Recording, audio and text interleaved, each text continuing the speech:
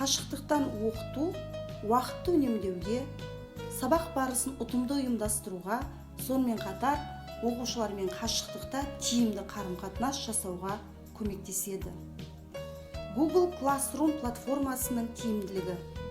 Білім алушылар код арқылы кез келген уақытта платформаға кіреді, тапсырманы орындайды, оны мұғалімге тексертеді, комментарий, кері байланыс алуына үлкен мүмкіндігі бар. Тапсырмаларды жариялау және жеке оқушыларға хабарландыру жазуға да мүмкіншілік қарастырылған. Білім алушылардың өз білімдерін тереңдетуге, толықтыруға мүмкіндігі басым.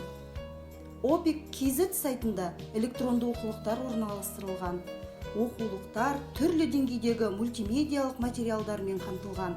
Электрондық оқулық сан алуан тапсырмаларды қамтып, бірден білім алушыға өз жауабын дұрыс жауап нұсқасымен салыстырып тексеруге үлкен мүмкіндігі бар.